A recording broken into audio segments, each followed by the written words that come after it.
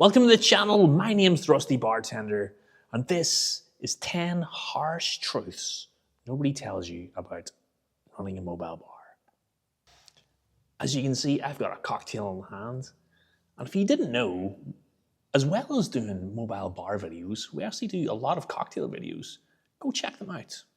Now that I've got your attention with that shameless plug, let's get started into this.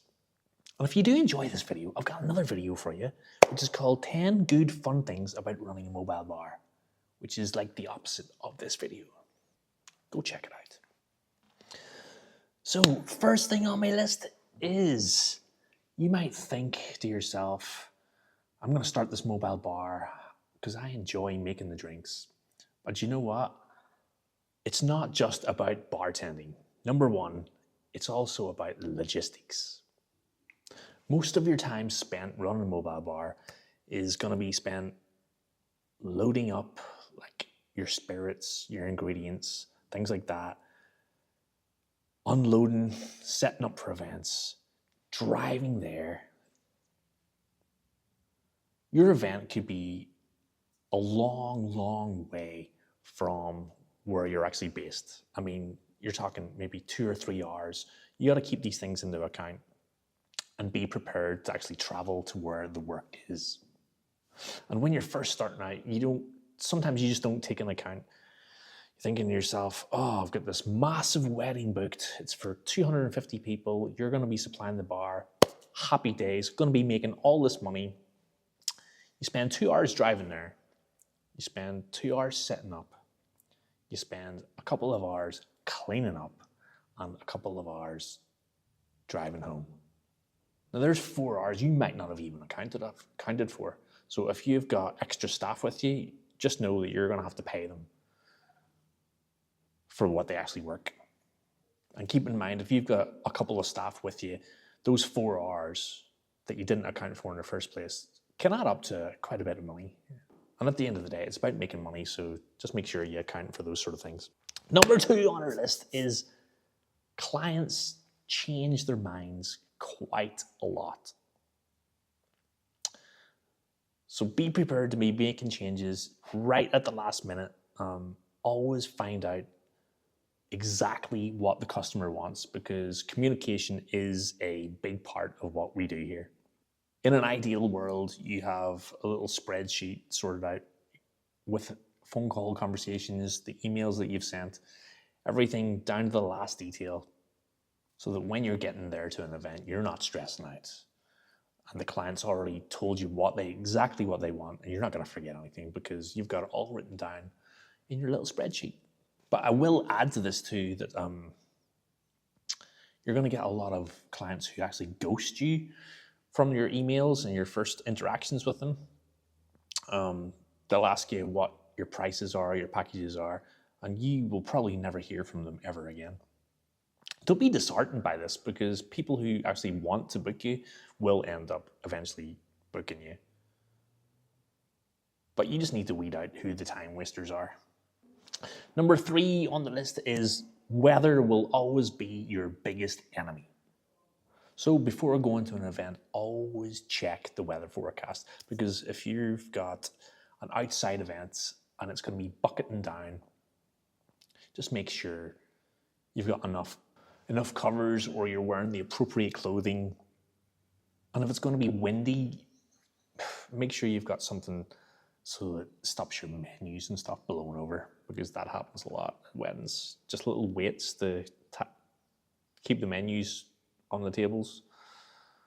Blue tack, anything that can help. Maybe not blue tack, looks a bit cheap. Number 4, hidden costs will eat into your profits.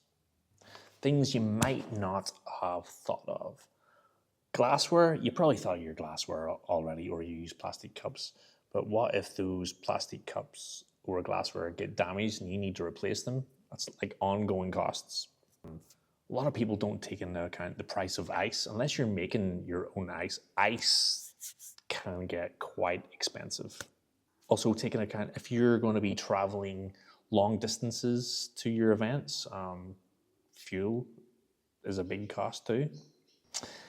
Insurance is a huge costs when you're setting up your mobile bar business. Public liability insurance is so expensive. Your van insurance, if you've got a van, these sort of things, they just eat away your profits. So just be careful. Number 5, storage. Listen, if you're going to be catering for big weddings, say 200 plus weddings, you're going to need a lot of glassware. Like you're talking different kinds of glassware too. You've got cocktail glasses, wine glasses, rocks glasses, water glasses, wine glasses, champagne glasses. It all adds up, and you need somewhere to actually store it too. Never mind actually fitting it all into your mobile bar van or whatever you're going to be using. Like for storage, I have my own storage room where I keep all my glassware. I keep buckets. I keep eskies, ice buckets, all my cocktail equipment. Anything you might need for events is in this one room, and it is jam-packed. And it's something I never even thought of when I was first setting up the mobile bar, because I thought I would keep everything in my van. Doesn't fit. So just be aware.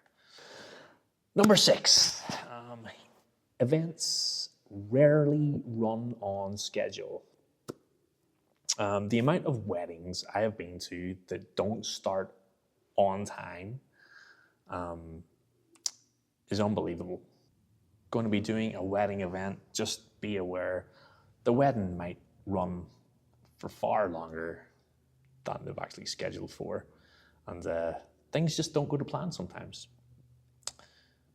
But it's not like you can just up and leave whenever you said you've only going to be serving to 10 o'clock and the reception didn't actually start until 20 or 30 minutes later than it was meant to. You just gotta deal with it sometimes. Number 7, unless you are fully booked out for months on end, your staffing is going to be unreliable because you're not going to be able to employ full-time staff. You're going to have a lot of part-timers working for you. Sometimes, even when I've got a lot of bookings in the busy months here in Australia, I'm just phoning people on the fly, like sometimes maybe 4 or 5 days before an event saying, can you work? So it's good to have a list of people you can actually call. Luckily, I've worked in the bar trade for quite a while here in Australia, so I know quite a lot of people that can help me out, but this probably isn't the same case for you all out there. So it's always good to have a list of people that can actually work for you. And I'll add to that, always have a backup plan, because people get sick. They can say they're not working at the last minute, and you're screwed if that happens. So always have a backup plan. 8, not every event you work at is going to be fun. You are, on occasion, you're going to have to deal with drunk people, or people who pretty much rub you up the wrong way. But you're going to have to act professionally and just deal with it, because when you're at one of these events, it's not like you can just stop and down tools and say, nah, I'm not serving anymore. I've had enough. You got to stick it out to the end, be professional. And sometimes that can be tough, because sometimes you're at a wedding and the people who are very drunk could be the family members of the bride and groom, and they will get upset with you if you knock back someone, even if they're being an absolute tool.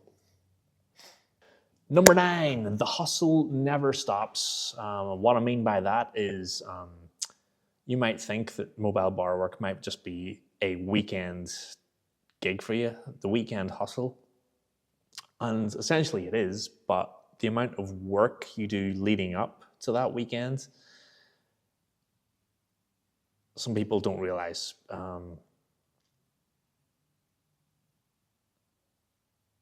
You're going to be chasing bookings. You're going to be posting on Facebook, Instagram, TikTok. I mean, you want to be promoting your business pretty much just to get the word of mouth out there. So the more work you put in during the week, the more benefits it's going to benefit you, because you're going to get more bookings for the end of the week. Number 10, don't believe everything you see online. And what I mean by this is, on Instagram and TikTok, there are some, I'll say, mobile bar influencers who will literally make this job look like it is a walk in the park. So easy. Anybody can do this. You just need $100 to start.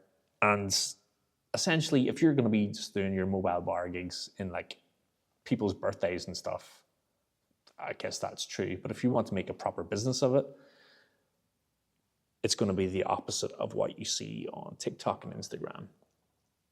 You literally are going to have to put the work in. It's not easy. You've got long hours. You're going to be doing most of the work yourself. If you've got a lot of glassware, you're going to have to be pretty much physically fit, because glassware is heavy. There might be a lot of it. And I'll be honest, I've worked a few big, massive weddings where we had 250 to 300 guests. I had 5 or 6 people working just in our mobile van. And I was exhausted after. Like on the Sunday, I needed recovery time. So just be aware that it is not an easy gig by any means at all. So that's it. That's the 10 harsh truths I've learned from running my mobile bar. Don't get me wrong, I love what I do, but it's not all cocktails and good times. If you're thinking about starting your own mobile bar, just make sure you're ready for the reality. If you find this video useful, consider giving us a like and subscribe, and check out our cocktail videos. But more importantly, check out the next video, which is 10 good fun things about running a mobile bar. And I'll see you on the next one. Cheers.